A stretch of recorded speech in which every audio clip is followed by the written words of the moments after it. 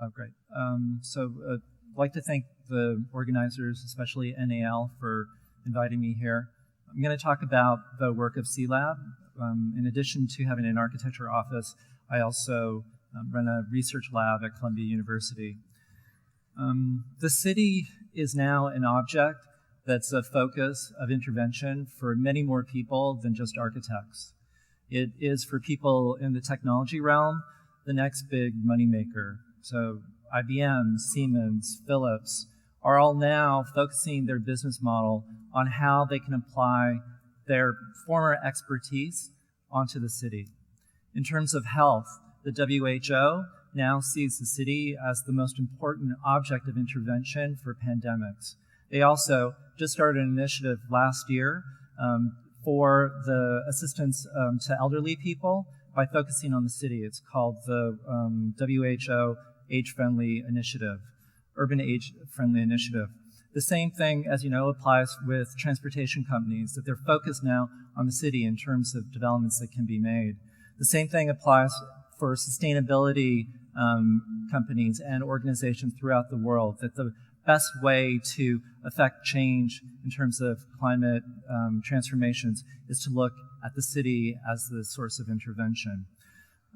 In terms of political stability, the city is also seen as the place to work. So the UN, which was started on the idea that nation states would be the best way to establish world peace, last year ratified among 160 nations of the 172 nations in the UN, ratified a resolution calling for the first UN public space initiative. And with Sealab, our idea is that because there are so many people who are now thinking about this that don't really know the way that we do how cities operate, and they don't speak a common language in terms of the phenomena that take place in cities, that as architects, our effort is to communicate with them the phenomenon that takes place and to reveal to them that the complexities that exist in cities maybe perhaps go even further than their expectations, and that the relationship between technology companies and political entities that search for political stability or sustainability companies could all work together in a more concerted way through the efforts of architects. So instead of architects thinking that somehow the realm of the city has been taken away from them, that possibly it might be a thing where we could be the people who negotiate between these new economies.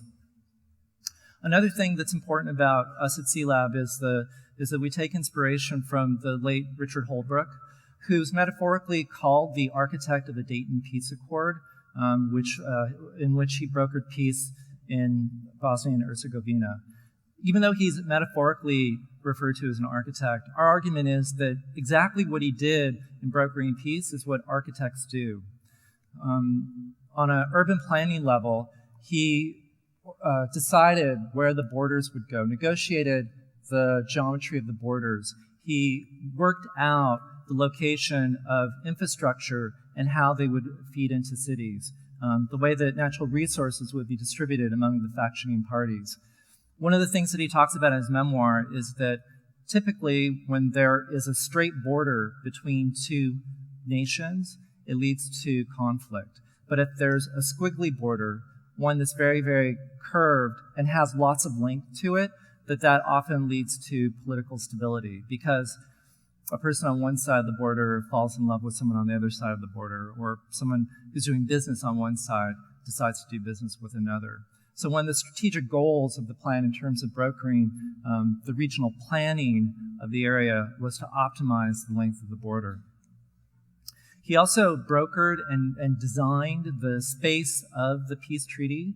He decided where it would go and designed the elements of the peace treaty. So it took place at Wright Air Force Base in Ohio, which is in the middle of nowhere, and selected the buildings that would be used for the negotiations. So the officers' dining hall, the delegation accommodations, and the conference center. So there were select buildings on axis that he wanted to organize so that a lot of communication would take place along this corridor. In addition to that, at the terminus of the corridor, he arranged to have a number of B-1 bombers planted there for the duration of the talks to emphasize that these talks will forcibly come to an arrangement of peace. He also distributed the location of the different parties in terms of negotiation so that they could be in proximity to one another and that casual communication would be able to take place in an ongoing way. He talks about in his book that 2 months went by when the table for the Vietnam Paris talks was being designed, and nobody could decide upon the design as war continued to go on. And so with that, he proposed that he would design the table unilaterally, and that the scale of the table, the number of people who would sit directly in the center, and those people who would sit at the outside was something that was largely determined by scale of the table. He was also fully aware of the image that the talks would have, and was very careful in terms of the location of press photographs. This is the press photographs. So the idea that an architect works at the scale of the image, at the scale of printed documents like the memoirs and the book that he published afterwards, the building scale, the urban scale, and the regional scale is something that we reiterate in the work that we do at Sealab. So I'll walk you through some of the things that we do in a variety of media that we hope helps to communicate phenomenon that takes place in the city so that people who are not architects can understand and engage the city in a productive way. We contribute to Volume Magazine. We're one of the co-editors of it. The issues include things like doing nothing, leaks in terms of physical leaks, information leaks, environmental leaks, ambition, content management, housing, sustainability, hope. We did 3 on power.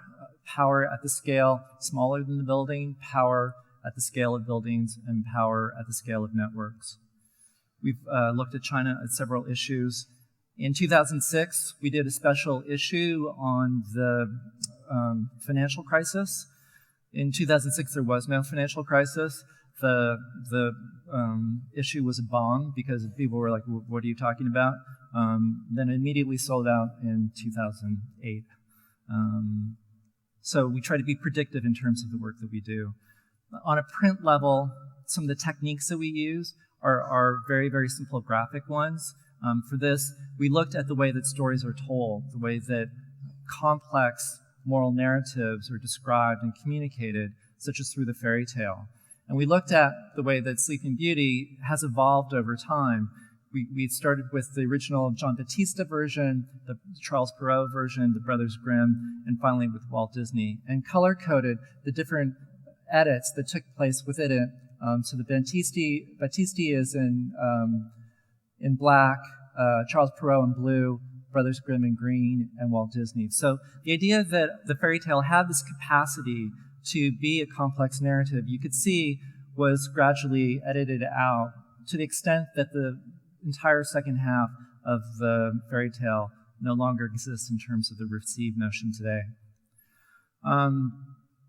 Other things that we do with images, we harness images, we collect images. This is a project that we did with a colleague of ours, Neil Denari, for the storytelling issue. If you take the idea that the city is a place that has a lot of stimulus, of course that's the case, that you could think of Tokyo as a place that is so hyper-filled with stimuli on a day-to-day basis that you have to take 10-minute naps over the course of the day, or there's just no way that you're going to make it through. And it is socially acceptable in Japan, in Tokyo, to take a nap while you're on the subway. So this is a collection of people who are taking naps, and you see that the postures of the people there are such that that it's uniquely safe as a place. Like, what other kind of place could you be sleeping and leave your black book on the floor? There are also types of sleeping affiliations, school kids, families, formations of young children. Again, more belongings here. This is a businessman position, kids after school. and that this exhaustion and need to rest from the overstimuli of the city is something that spills out from the subway and enters into the streets of the city itself. In our interest in articulating power and the types of power that influence geopolitical space, we want to look at the attributes of power, and for this power issue at the scale smaller of buildings, we took note, of course, of the power of appearance. This is a cropped out version of the hair of the 50 standing senators in the U.S. at the time. And we discovered that regardless of political affiliation, whether one is extremely liberal or extremely conservative, there are only 4 haircutters in all of Washington that cut people's hair. And this idea that you could take the attributes of power, the various attributes, and the different ways in which power could be exerted, whether it's a Richard Holbrooke strong-arming style of attempting to create peace, or other ones, that if you knew what these were, if you knew what these attributes were, that you could create for yourself through this DIY kit attributes of power that could be used to exercise influence in various geopolitical hotspots of the world where there's a logjam. So, for example, in the Middle East, that you could have potentially a Saudi eco-dictator who can negotiate between factioning parties. Again, this was done before the financial crisis, that in the U.S., that potentially you could have a Native American real estate mogul who could protect the middle class against predatory lending. Other things we do is that we do publications besides volume. For an exhibition that friends of ours did at a museum, they asked us if we wanted to get involved. We said sure. We didn't know really how because it was happening in 6 weeks. So we decided to do publication. The people who asked us, they're Chinese, and so we decided to bootleg their magazine. So we just took copyrighted material of theirs and redistributed it without their permission in the U.S., including this piece here of bricks that were reconstituted from rubble in the Sichuan earthquake.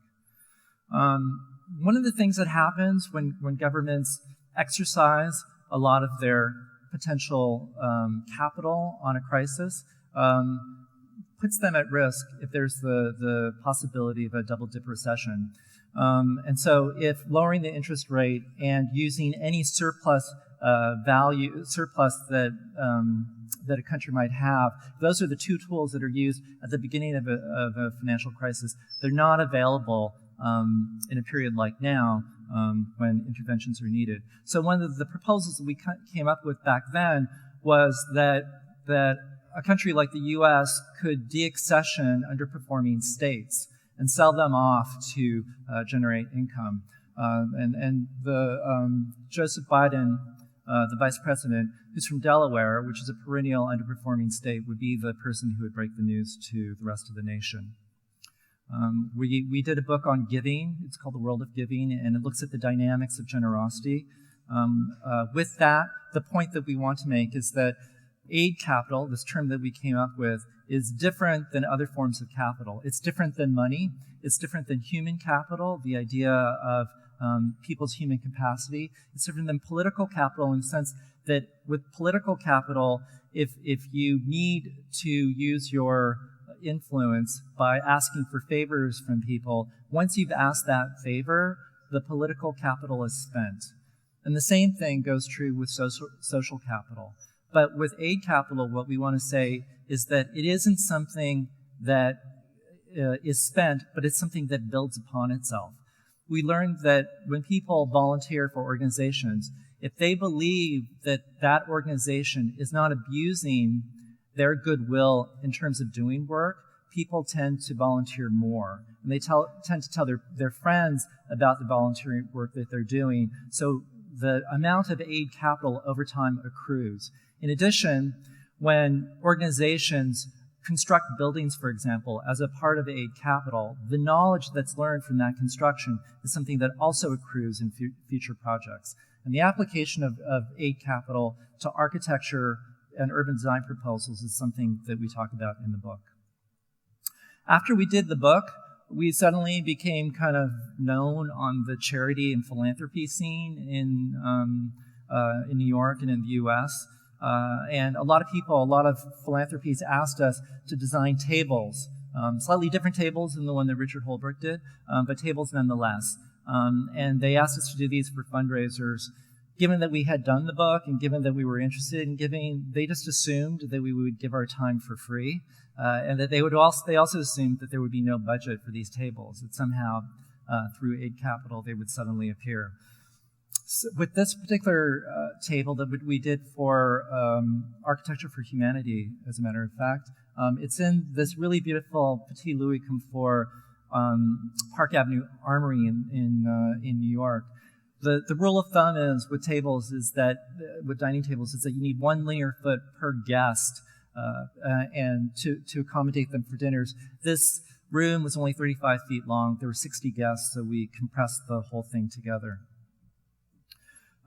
Because the material was very cheap, we just asked around if people had any available material. I'm sorry, because the budget was non-existent, we asked people for material. We found out that there was a building site where they were taking away some MDF that hadn't been used, that it was something like a half-inch thick. And so we said, great, bring it over at the beginning of the day because we only have 1 day to do this thing and we need to do it right. When they arrived, we found out that the MDF was only 4 millimeters thick. So it was just slightly thicker than any potential tablecloth that would go on the table.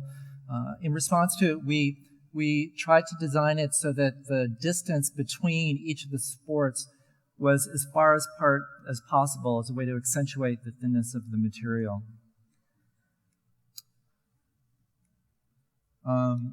For this table, and then they just started coming. Everyone just started asking for tables. And what's in vogue right now is that you do tables where it's just a single table so that everyone can sit around and feel like they're part of the same effort. And the problem with single tables is that you only get to talk to the person in front of you or to the side. And if it's a super long table, it means that you're missing out on talking to a large majority of the people who are there. So we designed this table so that the number of people that you could talk to and interface with could vary along these diagonals, so that there would always be someone new that you can talk to in a given situation. We also do things at the urban planning scale. And at the urban planning scale, we of course take in all of the complexity that's involved in it. With this particular project, it was for a developer in St. Petersburg who wanted to do housing for 45,000 people in a burgeoning area where the middle class wanted to have private cars. And so how do you deal with having so many more cars in an urban, for a housing development where the history of housing hadn't really anticipated the accommodation of so many cars? He also wanted the project to be a green project. He wanted it to be environmentally sensitive. When we talked to him about what the implications would be on an initial cost level, even though we argued to him that those costs would be deferred over time and minimized over time, he balked at the idea and just asked if we could make the project painted green instead of green sustainability-wise. For this project, we eliminated all the east-west roads, so you only have north-south ones. There is accommodation. There is ample accommodation for parking, but if you're on the site and you want to get from one side to the other, you can take this path that moves across. And we want to make schemes like this where hopefully it's clear enough as an idea that you could just show it in one slide and everyone can get it. And we also did the calculations, and 45% of the cost for infrastructure, which is the largest cost in any planning project, would be reduced by the elimination of those roads. The developer got it. He liked that a lot. We're doing a study right now of the middle class in New York, just if there is a middle class and what it is. If you just take the conventional notion of the middle class, it means households who make between $32,000 and $48,000 a year. And this spatially corresponds to where the middle class lives. If you eliminate the number of people, households, where they spend between 30 and 50% of their income on rent, you get this. If you take away groups where within that household the breadwinner makes less than $25,000, you end with this.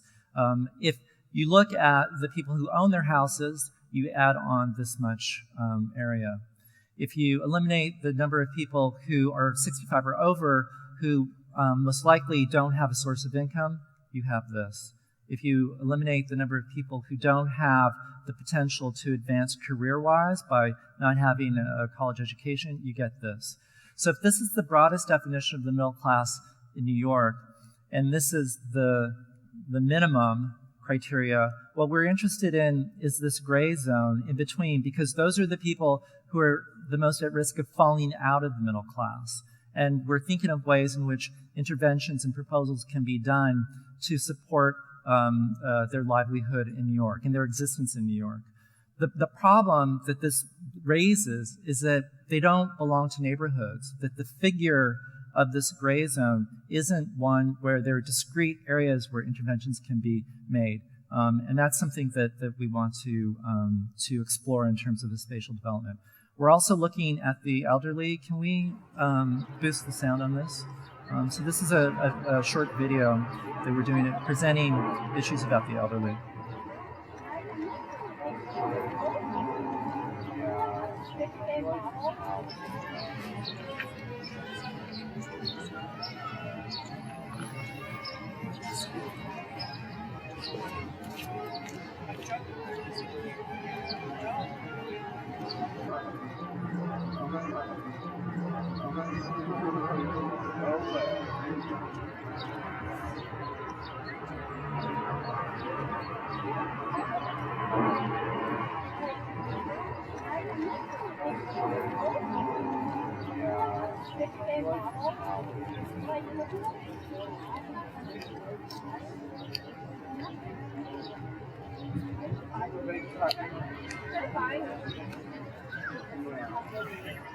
What we want to say with this video is that the elderly are not a passive group that are checked out, that aren't aware of public space issues.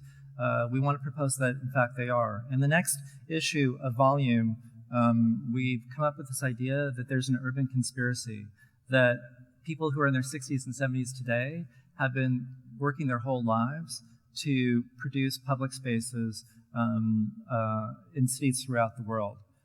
And that this convergence that I talked about before of groups focusing on the city may not be a coincidence after all. And it might be that people who are now seniors have been behind the effort to make cities places where there are dedicated public spaces, where the amount of public space that exists within cities are something that's been their doing. The generation who are in their 60s and 70s now were the generation who were kids during World War II. And the way that we unfold this conspiracy is the trauma that they went through, because they're, at least in Asia and in Europe, the generation that experienced cities that were fragmented and destroyed. And so we just took a model of the 5 stages of grief, and this is a graphic here that we borrowed from Malima Imara, so trauma, denial, anger, bargaining, depression. And we overlaid that diagram of trauma onto the frequency of the use of the word city in all published books over between 1945 and 2008. So the rise and fall indicates the use of the word city as well. And then we mapped on top of that a third thing, and that is architects' responses, urban responses over time. So in the 40s, post-war housing and urban reconstruction, reaction to modernist failures through the 60s and 70s, vernacular design, etc. So this whole cycle of trauma of that generation is something that we want to claim corresponds to these different attitudes about the city in their minds, as well as the responses that architects have taken. And it also turns out that the cities that were most devastated during World War II have the oldest populations. So Trieste, Rotterdam, The Hague, and Dresden all have the neighborhoods with the oldest frequency of elderly.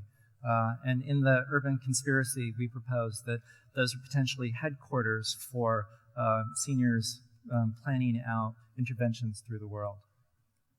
This last project I'll show is a project that we did as an urban planning proposal for Los Angeles. This, as you know, is the Hollywood sign. It was put up in the 1920s by a developer who was selling property below the sign.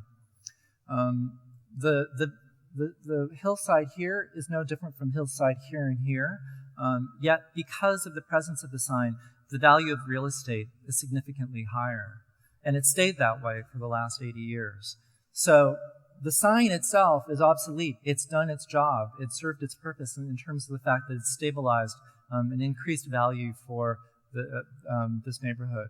So what we proposed was to think about the possibility that middle-class neighborhoods who don't have stable real estate values in their area could potentially rent out some of the letters of the sign and relocate them temporarily in their neighborhoods so that it could stimulate real estate speculation and increased values for residents. And just depending upon the accumulated value or money that a neighborhood could put together, that potentially 4 letters could be rented, or if not, for just 3 or 2. Thank you.